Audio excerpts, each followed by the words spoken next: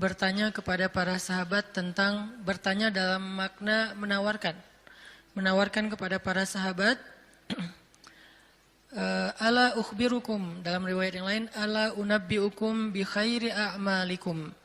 Maukah kalian aku sampaikan, aku kasih tahu amal yang paling baik yang bisa kalian lakukan. Amal yang paling baik. Wa azkaha inda malikikum, dan kedudukannya di sisi Allah adalah amal ini adalah amal yang paling suci. Artinya udah pasti diterima oleh Allah, nggak ada yang tertolak sama sekali. Dan Allah suka banget dengan amal ini, karena disebut dengan suci berarti Allah suka, karena Allah maha suci, maha baik, maha sempurna dan mencintai kebaikan ataupun kesucian. Wa azkaha 'inda malikikum wa arfa'iha fi darajatikum. Dan dia menjadi amal yang paling tinggi mengangkat derajat seseorang. Jadi kalau kita ngerasa hidup kita ini sering diremehin orang, kalau kita itu ngerasa kita tuh joker banget ya, tahu banget rasanya diremehin, dicela, dihina, nggak dianggap, apalagi dicuekin, dan seterusnya, perlakuan-perlakuan merendahkan dari manusia, dan kita ingin dihargai nih. Kita pengen dimuliakan, kita pengen dianggap sama orang lain, sama teman kita, sama geng kita, sama masyarakat. Maka kata Nabi, wa arfa'iha fi darajatikum. Amal ini paling tinggi mengangkat derajat kalian. Sehingga siapa yang mengerjakan amal ini, maka insya Allah dia akan menjadi orang yang sangat mulia, orang yang sangat dihargai, orang yang sangat dikagumi, orang yang sangat disegani. Arfa'iha fi darajatikum. Wa khairin lakum min infaqiz zahabi wal fiddah. Ini lebih dahsyat lagi. Amalan ini lebih baik daripada kalian menginfakkan emas dan perak. Lebih baik daripada menginfakkan emas dan perak. Siapa di antara kita yang pernah sedekah emas sekilo? Nggak ada yang pernah, termasuk yang nanya. Mana pernah kita sedekah emas sekilo? Yang seharga sekarang berapa sekilo emas? Nggak jualan Ustaz. Berapa? Kurang lebih 700 juta? 600 ya? 600-an juta. Ternyata ada pedagang emas di belakang. Sekarang harga 1 kilo emas 600-an juta misalnya. Siapa dari kita yang pernah berinfak 600 juta dan itu berkali-kali dalam satu hari? Bukan berkali-kali dalam setahun, berkali-kali dalam satu hari. Sekilo. Ntar siang, sekilo. Sore, infak, sekilo. Malam mau tidur, sekilo lagi. Sehari 5 kilo. Dan bahkan bisa puluhan kilo, ratusan kilo. Sehingga Nabi mengatakan, wa khairil lakum min infaqiz zahabi wal fiddah. Lebih baik bagi kalian, bukan sama, lebih baik daripada berinfak dengan emas dan perak. Makanya Nabi mengatakan, khairi a'malikum, sebaik-baik amal, sebaik-baik perbuatan. Wa khairil lakum, ini ada yang lebih dahsyat lagi. Wa khairil lakum min antalqau aduwakum fatadribu a'naqahum wa yadribu a'naqakum. Lebih baik bagi kalian daripada kalian pergi berperang untuk menghadapi musuh-musuh kalian, menghadapi musuh-musuh Allah, menghadapi orang-orang yang kufar. Lebih baik daripada kalian berjihad, lalu kalian bertemu dengan musuh kalian, fatadribu a'naqahum, sehingga kalian menebas batang leher mereka, au yadribu a'naqahum, atau mereka yang akan menebas batang leher kalian. Apa maksudnya? Lebih baik daripada jihad dengan dua kemungkinan. Satu, menang dalam peperangan. Dua, syahid dalam peperangan. Ternyata lebih baik daripada syahid, coba. Fatadribu a'naqahum wa yadribu a'naqakum. Kalian membunuh mereka atau mereka akan membunuh kalian. Ada dua kemungkinan dalam peperangan kan? Kalau enggak menang seperti perang Badar, perang Ahzab, dan yang lain-lainnya. Atau kalian akan terbunuh dalam peperangan itu sebagai syuhada. Dan ini khairun, lebih baik daripada itu semua. Lebih baik daripada menang dalam peperangan jihad. Atau lebih baik daripada syahid dalam peperangan jihad. Lalu para sahabat langsung menjawab dengan serentak, bala ya Rasulullah. Tentu ya Rasulullah, amal apa ini? Kok dia bisa lebih baik dari semua perbuatan kami? Dia lebih disukai oleh Allah. Dia lebih tinggi derajat bagi yang melakukannya. Dia lebih berharga daripada emas dan perak. Dia lebih berharga, lebih mulia daripada menang dalam medan jihad. Bahkan dia lebih istimewa daripada syahid dalam peperangan membela agama Allah. Bala ya Rasul, tentu ya Rasul, apa amalan yang istimewa ini? Nabi mengatakan, zikrullahi ta'ala, zikir kepada Allah subhanahu wa ta'ala. Ternyata sebegitu gampangnya. Sehingga Allah subhanahu wa ta'ala berkali-kali nanya kepada kita di surat Ar-Rahman, Fabi ayyi ala'i rabbikuma tukadziban. Nikmat Tuhanmu yang mana yang kamu dustakan? Allah sudah memudahkan kalian dengan segala macam kebaikan untuk mendapatkan pahala, mendapatkan ridha Allah, mendapatkan ampunan Allah, yang puncaknya mendapatkan surga Allah Subhanahu wa taala. Udah banyak dan Allah mudahkan. Pengen masuk surga? Mudah. Pengen diampunin semua dosa sampai dari sejak kita balik, yang kita sering berbuat dosa, dosa awal-awal kita balik itu yang paling gede apa? Ninggalin sholat ya. Karena kita baru sadar-sadar sholat kan akhir-akhir ini. Padahal kewajiban kita sholat itu udah di usia 10 tahun. Yang kata Nabi kalau nggak sholat disuruh pukul anak usia 10 tahun. Artinya ada ketegasan dalam pelaksanaan sholat di usia 10 tahun. Usia 11 tahun, 12 tahun kita masih kelas 5, kelas 6 SD. Kita sering banget ninggalin sholat. Gimana caranya sholat yang begitu besar pahala atau begitu besar dosanya kalau ditinggalkan bisa dihapuskan oleh Allah? Apakah kita harus jungkir balik sholat yang sebanyak-banyaknya? Enggak mudah bagi Allah. Ternyata semua kebaikan di sisi Allah itu Allah beri dengan cara mudah. Bahasanya Ar-Rahman, pemurah, dimurahin sama Allah. Allah murahin. Mau surga? Murah. Padahal surga itu mahal. Kata Nabi, ala sil'atallahi hiyal ghaliyah, ala sil'atallahi hiyal jannah. Bukankah harta Allah itu mahal dan harta Allah itu adalah surga? Surga itu aslinya mahal, tetapi Allah mudahkan dan Allah murahkan bagi kita orang yang beriman. Ampunan Allah itu berharga, tapi Allah murahkan. Ridha Allah itu sesuatu yang sangat istimewa, langka, tetapi Allah murahkan. Jadi termasuk dengan ibadah ini, zikir yang begitu mudah, zikir yang begitu ringan, zikir yang begitu yang santai, nggak perlu modal untuk berzikir. Kamu udah zikir belum? Kenapa? Gak cukup modal. Nggak ada orang yang nggak berzikir gara-gara kurang modal. Kalau kurang modal untuk kayak bisnis, wajar. Justru mencari dunia itu mahal dan susah. Modalnya gede, hasilnya belum tentu. Itu juga pengorbanannya berdarah-darah. Belum lagi nanti dizolimin, dikerjain, ditipu orang. Setelah sekian lama baru dapat, udah tua.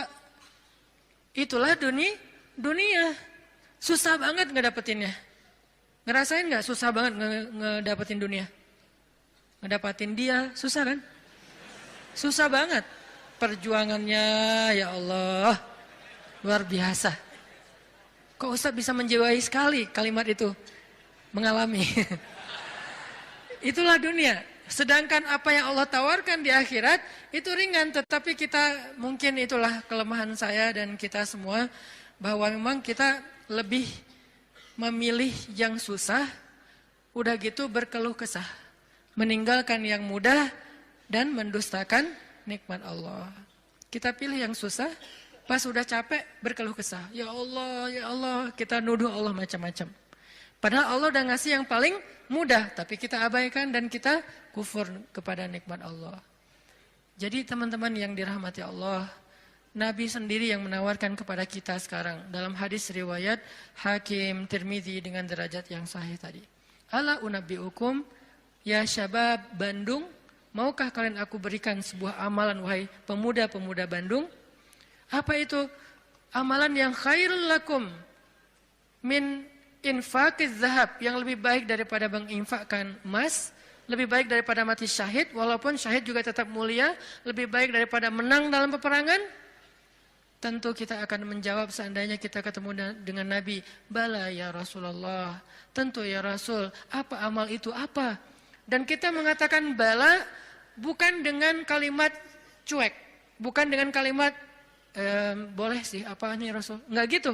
Kita ngomongnya itu bala dalam bahasa Arab sesuatu yang kayak antusias banget. Kalau mereka enggak antusias, mereka enggak akan bilang bala. Mereka bilang bala ya Rasulullah, artinya antusias, sehingga kita menjiwai hadis ini, walaupun kalimat hadis ini enggak terlalu panjang, cuma satu kalimat pendek yang kalau dibaca kurang dari 5 menit selesai, tapi menjiwainya, memahaminya itu butuh waktu sampai kita bisa benar-benar senang dengan nasihat dari Nabi ini. Bukankah banyak orang cari nasihat jauh-jauh ya? Sekarang yang ngasih nasihat Nabi langsung. Sehingga kita mengatakan, bala ya Rasul, apa itu ya Rasul, apa amalan itu, saya pengen dapat semua kebaikan yang Nabi katakan tadi, lebih dari ini, lebih dari ini, lebih dari ini. Dan Allah sangat suka dengan amal itu, otomatis Allah suka dengan orang yang beramalnya. Zikrullah kata Nabi, mengingat Allah, berzikir kepada Allah. Makanya itulah kenapa Allah Subhanahu wa taala berfirman di surat Al-Ahzab yang tadi kita baca. Ya ayyuhalladzina amanu uzkurullaha dzikran katsira wasabbihuhu bukratan wa asila.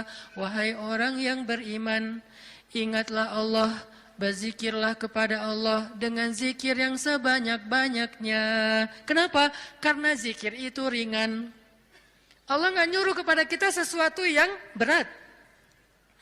Allah belum bilang jahidul kuffar, perangilah orang-orang kufur. Allah belum mengatakan anfiqu min amwalikum, sedekahkan harta kalian, min amwalikum, sebagian dari harta kalian. Enggak. Itu mungkin buat kita masih butuh waktu belajar. Sekarang Allah mengatakan uzkurullaha dzikran katsira, ingatlah Allah, sebutlah Allah, zikirlah kepada Allah sebanyak-banyaknya. Kenapa? Lebih baik dari semua tawaran-tawaran yang itu. Allah kalau nawarin kita untuk jihad, kemungkinan besar kita akan mencari-cari alasan. Dan orang yang mencari-cari alasan dari kewajiban berjihad apabila sudah wajib, maka dia udah jelas sifat kemunafikannya. Baca nanti di ayat-ayat tentang jihad, surat At-Taubah, surat Al-Anfal, termasuk surat Al-Ahzab. Ada banyak cerita-cerita tentang jihadnya Nabi, dan sebagian besar orang yang menolak atau mencari alasan untuk enggak ikut sama Nabi, itu tuh udah pasti terlihat jelas kemunafikan pada diri mereka. Sehingga Allah menggolongkan mereka termasuk orang munafik. Allah marah kepada mereka sehingga menyebutkan dengan kalimat kabura maqtan indallah. Allah marah sekali dengan kata-kata mereka. Di dalam surat yang lain dikatakan mereka itu termasuk orang-orang yang pendusta. Mereka bilang inna buyutana aurah, rumah kami sedang ada banyak masalah ya Rasul, mohon maaf kali ini enggak bisa ikut. Yang lain mengatakan anak saya sakit ya Rasul, maaf nggak bisa ikut. Yang lain mengatakan saya kurang enak badan ya Rasul, maaf nggak bisa ikut. Semua alasan yang mereka katakan, Nabi hanya bilang ya sudah, ya sudah, ya sudah. Tapi Allah mengatakan aku tahu isi hati mereka dan mereka orang munafik. Berat soalnya perintah jihad itu berat. Alhamdulillah kita di Indonesia nggak ada kewajiban berjihad, soalnya penjajah kita sudah pergi dan diusir oleh para pahlawan kita. Coba kita masih hidup di zaman Belanda atau Jepang atau Portugis, maka kita semuanya wajib berjihad membela tanah air. Alhamdulillah udah merdeka, jadi kewajibannya bukan lagi jihad, lebih ringan dikit, dakwah. Tidak perlu mengangkat senjata, cukup kita mengajak kepada kebaikan. Karena seandainya perintah jihad itu muncul di tengah-tengah kita sekarang, kemungkinan besar kita akan mencari 1001 alasan. Ada alasannya saya masih kuliah lah, ada yang alasannya saya belum nikah lah. Memang ada alasan nggak bisa berjihad gara-gara belum nikah. Ustadz, nanti kalau saya syahid terus saya belum, statusnya masih jomblo gimana Ustadz? Nggak usah dibahas sekarang. Hampir kepancing. Artinya ya kalau seandainya perintahnya adalah jihad, kita mungkin termasuk orang-orang yang anulir di awal waktu udah langsung dicoret, nggak masuk. Kalaupun kita mau tetap nggak diizinkan. Kenapa? Nggak cukup syarat. Pegang senjata nggak pernah, baru jalan 100 meter udah ngos-ngosan, nggak makan sehari udah lemes. Ya, gimana mau jihad? Padahal jihad itu fisiknya luar biasa, nggak tidur berhari-hari, apalagi ya tanya aja ke teman-teman dari militer lah, latihan aja udah seberat itu, gimana menghadapi musuh. Kita mau berangkat pun nggak diizinkan karena nggak memenuhi syarat. Itu perintah jihad. Ternyata ada yang lebih baik daripada jihad, zikrullah. Perintah berinfak. Kata Allah, berinfaklah dengan harta terbaik. Lan tanalul birra, tidaklah sempurna kebaikan kalian hatta tunfiqu mimma tuhibbun, sampai kalian berinfak dengan harta yang paling kalian cintai. Langsung kita ingat, harta yang paling saya cintai. Udah belum kita berinfak dengan harta yang paling kita cintai? Ada yang baru beli mobil sebulan yang lalu. Ini yang paling saya cintai. Anak masuk ke mobil, awas, sendal, sepatu. Nggak boleh kotor mobilnya. Cewek baru beli apa misalnya, kosmetik, infak kosmetik. Atau baru beli rumah dikasih sama suaminya, rumah baru banget, baru naik ke sofa, jangan ini kotor, sofanya dijaga nggak boleh kotor.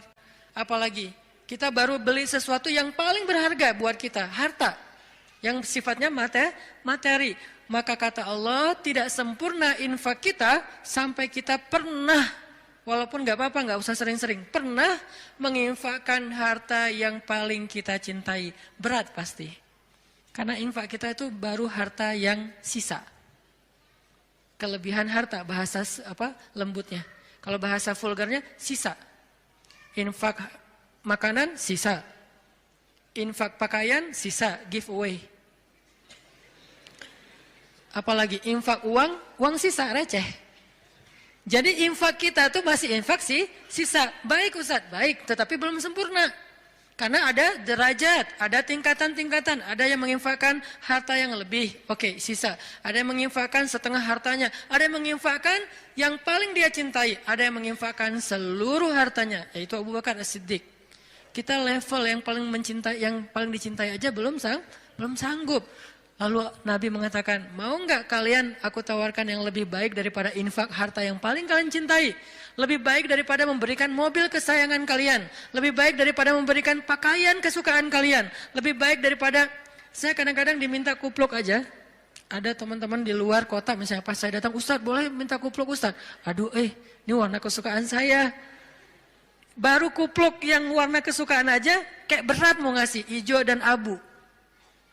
Pernah dulu karena gak bisa nolak, dia udah baik banget sama saya. Sampai sekarang saya ingat-ingat, itu topi ya, sukaan saya banget tuh. Sampai sekarang diingat-ingat. Kalau ketemu dia saya langsung nyari, dia kok gak dipakai sih topinya, balikin dong kalau gak dipakai gitu kan ya. Saking kayak, emang kesukaan saya banget, itu aja gak bisa, padahal murah loh. Masih hitungan puluhan ribu atau ratusan ribu.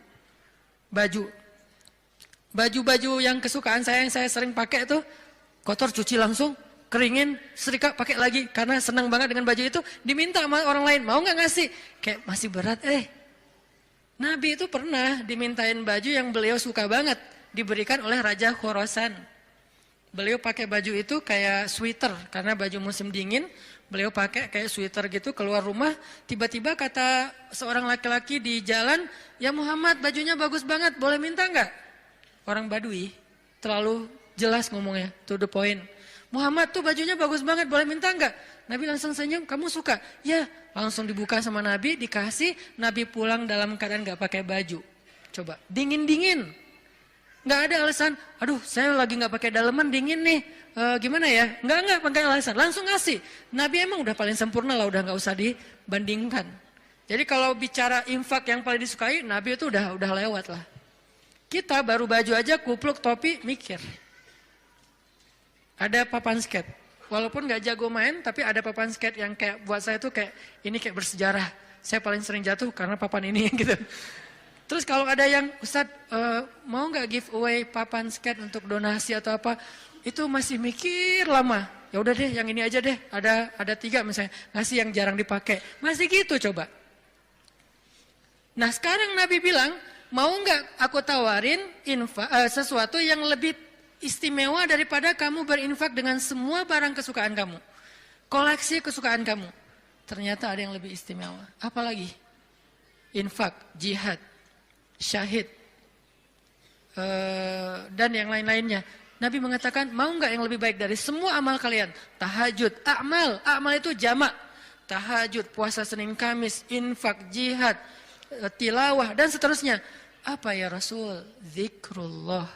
Ternyata kita kira jawabannya bakal amal yang susah, amal yang berat, amal yang langka orang bisa ngelakuin. Ternyata amal yang ringan banget.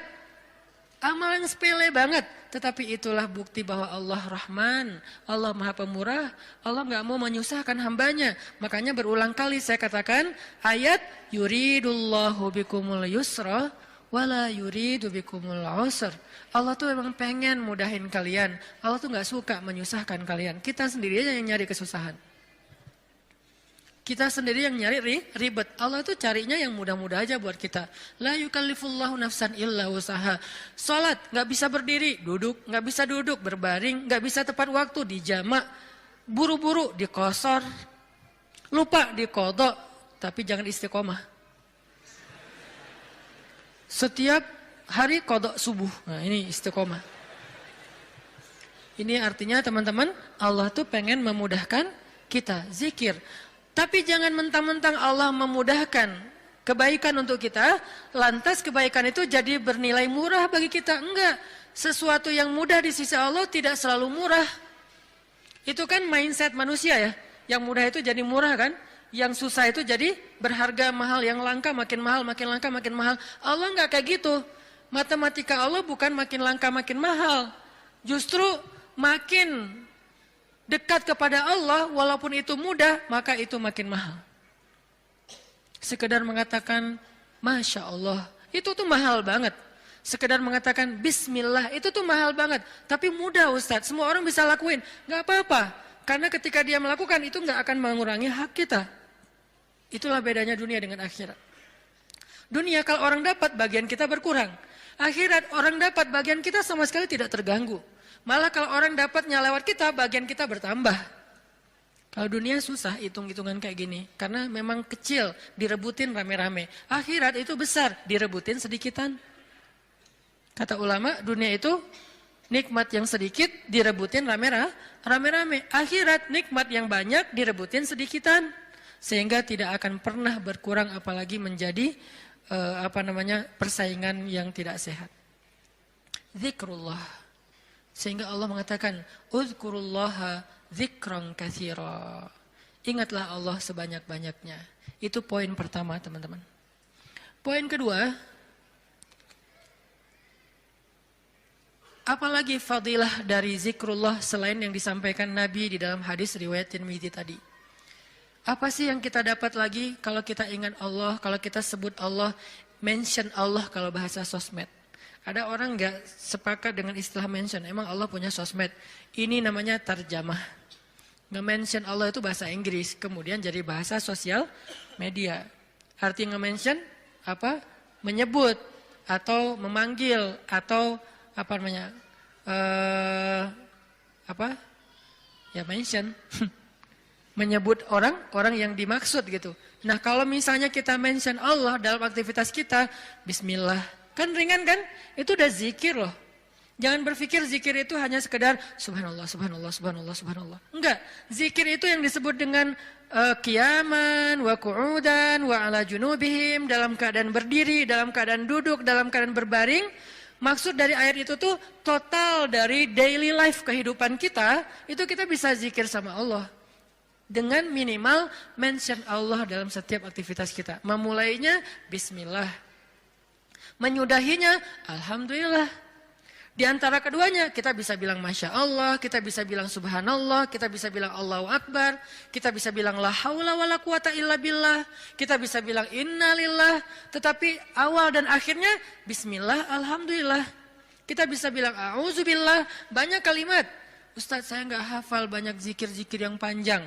Itu adalah pertanyaan Bilal. Ya Rasulullah, Saya nggak punya dandanah. Dandanah itu wirid kalau bahasa pesantren. Saya tuh nggak punya wirid yang panjang seperti Nabi dan Ibnu Abbas. Ibnu Abbas itu sahabat Nabi yang ilmunya banyak. Gimana dong ya Rasul? Saya tuh nggak punya wirid-wirid yang panjang. Doa saya tuh ya gitu-gitu aja. Zikir saya ya itu-itu aja. Gimana dong ya Rasul? Nabi nanya, emang wirid kamu apa wahai Bilal? Kata Bilal, wirid saya, Allahumma inni as'aluka ridhaka wal jannah wa a'udzubika min sakhatika wan nar. 4. Ya Allah, saya minta ridhamu dan surgamu, dan saya berlindung dari kemarahanmu dan nerakamu. 4 hal itu. Nabi tersenyum. Kata Nabi, ya Bilal, wirid kami walaupun panjang kemana-mana, intinya 4 itu juga sama.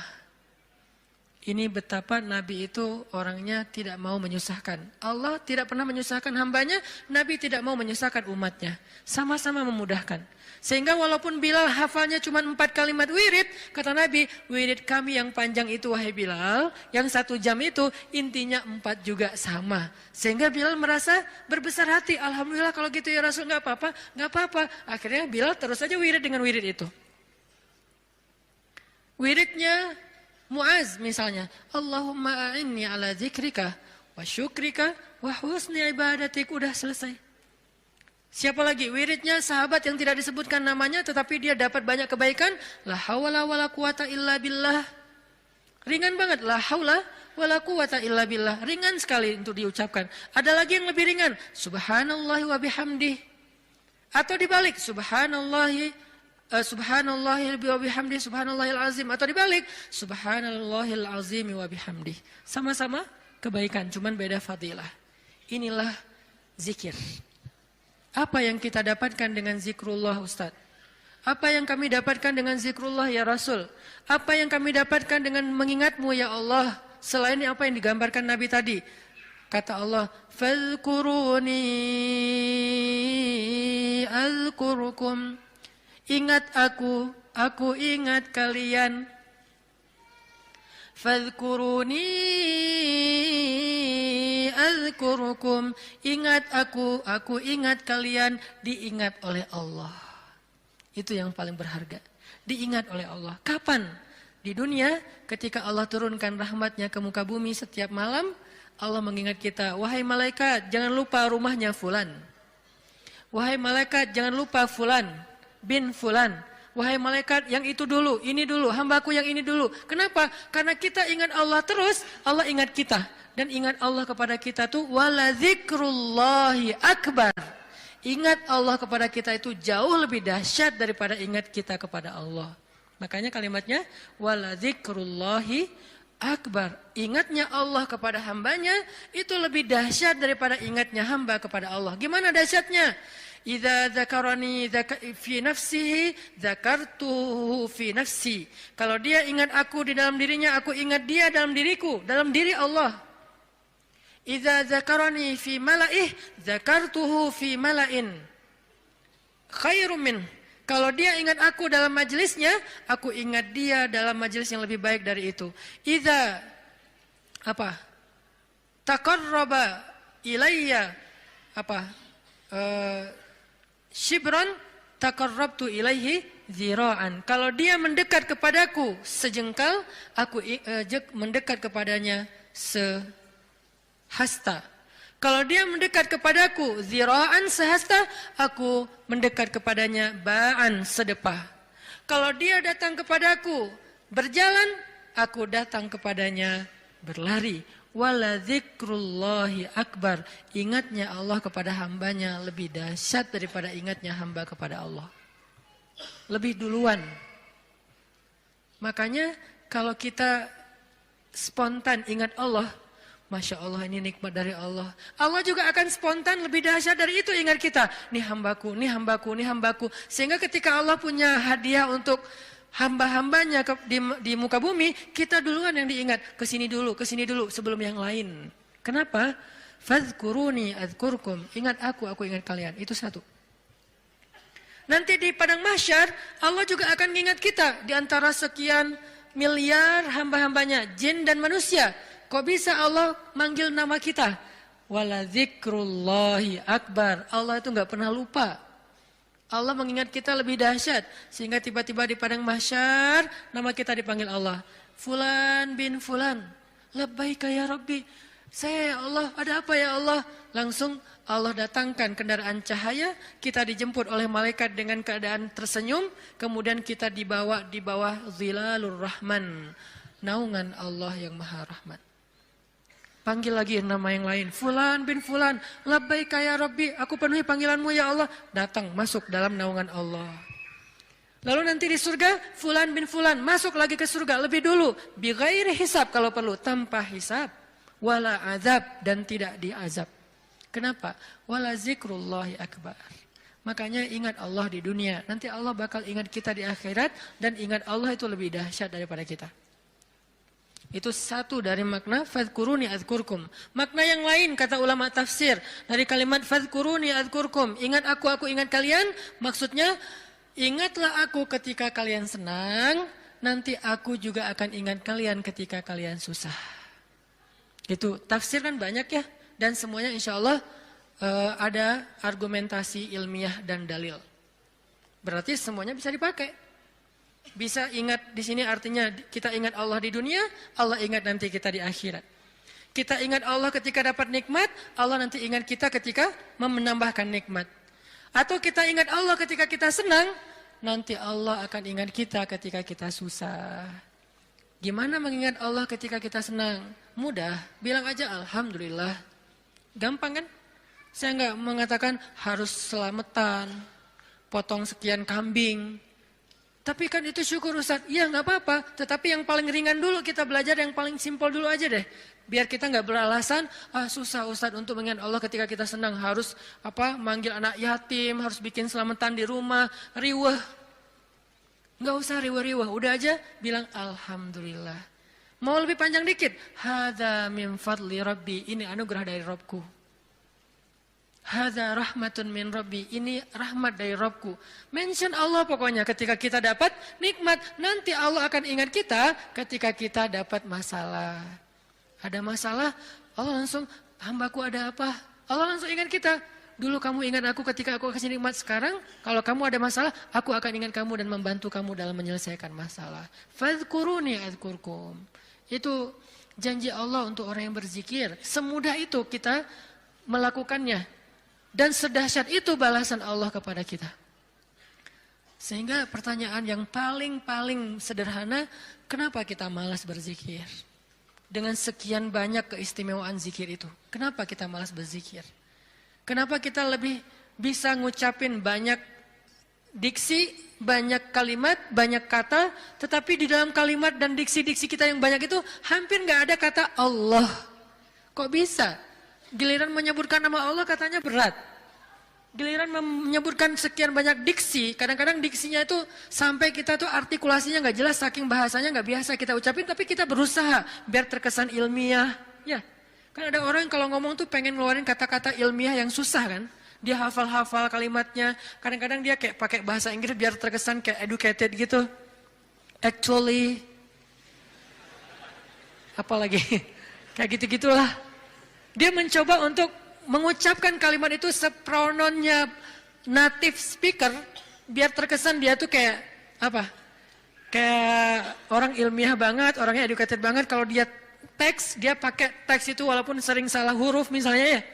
Berusaha kan, kok mampu gitu. Sedangkan mengucapkan Allah, itu tuh prononnya nggak perlu harus fasih-fasih amat. Kalaupun kita salah mengucapkan, Allah jadi Allah. Karena mungkin kita nggak terbiasa mengucapkan lafzul jalal dengan tafkhim. Tetap Allah faham. La tahzan, jangan berkecil hati. Allah faham. Karena lafzul jalalah dari kata Allah ini, mau gimana-gimanain juga tetap bermakna Allah. Alif, lam, ha. Hilangin alifnya, tinggal lillah. Artinya milik Allah.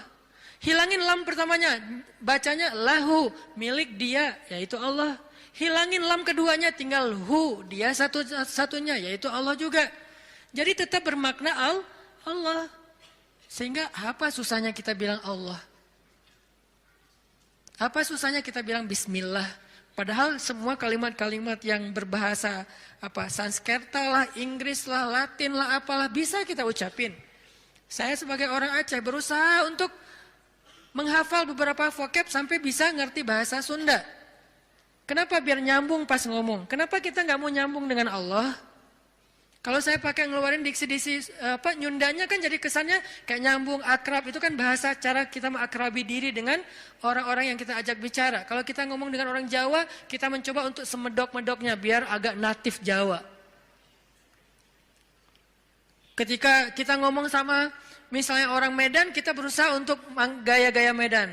Kita ngomong dengan orang Padang, kita gaya-gaya Padang. Dengan orang Betawi, gaya Betawi. Kemarin saya ceramah di Malaysia, berusaha untuk Melayu. Yang keluar Ipin Upin. Betul gitu. Pada ketawa mereka, ini Ustadz apa sih gitu. Kenapa? Karena pengen akrab kan dengan mereka. Kenapa sih kita susah banget mau akrab sama Allah, sekedar mengatakan Bismillah, Insya Allah, Masya Allah, Alhamdulillah. Ringan banget, sehingga kita akrab sama Allah. Sebagaimana kita akrab dengan hamba Allah, dan kita merasa kalau akrab dengan seseorang, kita akan dapat kebaikan dari orang itu. Minimal penerimaan publik, minimal orangnya mau jadi teman kita, minimal orangnya mau ngobrol sama kita, gara-gara kita pakai bahasa yang nyambung dengan dia. Kita terus berusaha untuk akrab dengan makhluk. Apa susahnya kita akrab dengan Khalik? Padahal Allah nggak membuat syarat yang rumit agar kita akrab dengan dia. Enggak. Akrab dengan cewek itu susah. Nggak modal. Berapa kali traktir belum akrab juga. Hujan-hujanan kayak film India, ya nggak akrab juga. Udah jadi first likers sekian tahun, nggak akrab juga. Nggak di fallback. Itu susah, mau akrab dengan manusia itu susah. Tapi Allah yang jauh lebih berharga daripada apapun, memudahkan kita akrab dengan dia. Ketika kita bilang Bismillah, Allah langsung ingat kita. Allah nggak bilang, lo siapa? Enggak. Kita bilang Insya Allah, emang kita kenal? Enggak, Allah nggak ngomong kayak gitu. Manusia yang kayak gitu, ketika kita mention dia kadang-kadang kayak, apaan sih gitu. Sok kenal, sok dekat gitu kan. Kalau Allah, nggak apa-apa kita sok-sokan. Saya akrab banget sama Allah, nggak apa-apa, Allah senang digituin. Artinya udah dimudahin banget sama Allah. Apalagi sih yang bikin kita nggak mau berzikir? Udah banyak banget janji-janji Allah yang hebat tentang zikir. Apalagi yang membuat kita terhalang dari zikrullah. Ini poin kedua, bahwa ternyata keutamaan zikir itu luar biasa, termasuk fazkuruni azkurkum. Poin ketiga. Gimana cara kita berzikir dalam kehidupan sehari-hari kita? Apakah harus selalu dengan verbal? Subhanallah, Masya Allah, dan seterusnya? Ya, verbal. Apakah harus ada yang lain? Banyak. Zikir itu bisa verbal. Zikir itu bisa fikiran. Ketika kita mengingat Allah, ketika kita berprasangka yang baik tentang Allah, itu namanya kita berzikir. Karena arti zikir itu bisa menyebut, bisa mengingat. Bahkan orang yang beramal solih, melakukan satu kebaikan karena Allah, itu juga termasuk berzikir. Bahkan dengan perasaan juga bisa berzikir. Gimana perasaan yang berzikir? Perasaan cinta kepada Allah itu zikir. Perasaan rindu kepada Allah itu zikir. Perasaan takut kepada Allah itu zikir. Perasaan kagum, takjub kepada kebesaran Allah itu zikir. Perasaan marah karena Allah, bukan kepada Allah. Marah karena Allah itu zikir. Benci karena Allah itu zikir. Malu itu zikir. Kalau perasaan kita itu diniatkan karena Allah, cuma niat, ringan banget, udah termasuk orang yang berzikir. Cuman nih niat, cuman ingat, udah masuk orang yang berzikir. Orang yang wadzakirin Allah katsiran wadzakirat, orang yang mengingat Allah sebanyak-banyaknya. Ingat, kapan kita ingat Allah? Banyak dalam setiap adegan kehidupan kita. Dan mengingat Allah itu tematik. Nggak harus selalu mengingat Allah dalam arti Allah. Oh ya, saya ingat Allah. Enggak, itu kurang tematik, kaku. Ingat Allah itu tematik. Kalau misalnya kita lagi sabar, ingat Allah, Allah Maha Penolong. Kalau kita lagi dalam masalah, kita ingat Allah, Allah Maha Penolong. Kalau kita dapat rezeki, ingat Allah, Allah Maha Baik. Kalau kita lagi sendiri, ingat Allah, Allah Maha Menemani. Kalau kita mentok dengan ujian kita ingat Allah, Allah Maha Memberi jalan keluar. Kalau kita merasa dikhianati, Allah Maha menghargai. Kalau kita merasa kehilangan, Allah Maha mengganti. Ingat Allah itu dalam tema-tema kehidupan kita yang banyak. Kalau kita bingung, Allah yang maha memberi bimbingan dan petunjuk. Kalau kita kekurangan, Allah yang maha memelihara. Ingat Allah. Allah kalau bahasa AA, Allah apa? Lagi, Allah terus. Gimana sih?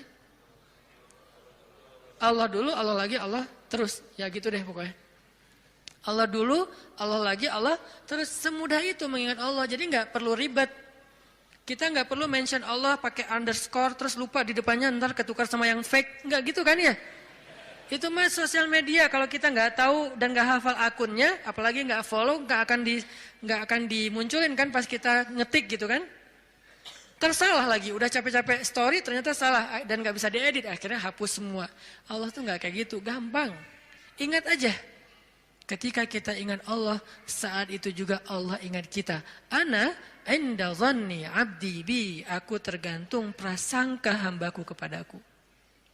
Jadi kalau kita pengen Allah ingat kita, ingat Allah. Langsung saat itu juga Allah ingat kita. Langsung. Sehingga ketika Nabi dan Abu Bakar terkurung di dalam gua Thur, Abu Bakar sempat lupa, manusiawi. Gara-gara khawatir terhadap keselamatan Nabi, Abu Bakar mengatakan, ya Rasulullah kita cuma berdua. Lupa, harusnya bertiga. Ya Rasulullah kita cuma berdua, ya Rasulullah kita cuma berdua. Musuh kita banyak, gimana ini? Nabi mengatakan, ma dhannuka bitsnain, Allahu tsalisuhuma. Kenapa kamu pikir berdua ya Abu Bakar?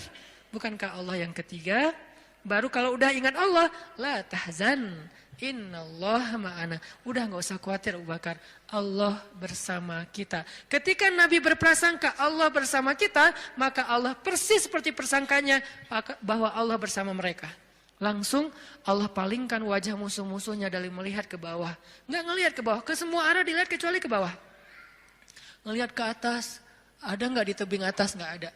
Ngelihat ke depan, di balik bukit ada nggak? Nggak ada. Ngelihat ke kiri, di sebelah sana ada nggak? Nggak ada. Lihat ke kanan, di ujung sana ada nggak? Nggak ada. Di belakang, mungkin mereka udah lari, nggak ada. Semua arah dilihat, tapi ke bawah nggak. Kenapa? Allah yang mengarahkan pandangan mereka. Kenapa Allah arahkan pandangan mereka? Karena Allah terlibat dalam urusan itu. Kenapa Allah terlibat? Karena hambanya berprasangka Allah bersama kita. Ada riwayat mengatakan muncul laba-laba bikin sarang. Ada riwayat mengatakan muncul merpati bikin sarang di situ. Tetapi riwayat yang paling kuat, walaupun kita respect dengan semua pendapat ulama, tapi yang paling kuat di antara semua pendapat itu, memang Allah palingkan wajah mereka untuk tidak melihat ke bawah. Padahal kalau mereka ngelihat gini aja, nggak usah ngintip jauh-jauh. Cuman gini doang, udah kelihatan tuh di bawah. Karena guanya bukan gua, lubang kecil. 2 orang duduk di situ, sempit. Kalau mereka ngelihat ke bawah kayak gini, gua tahu nih, ini kaki siapa nih? Ketahuan, kelihatan. Kenapa sih nggak ngelihat ke bawah? Padahal ngelihat ke bawah itu sesuatu yang paling mudah dan kita sering banget ngelihat ke bawah.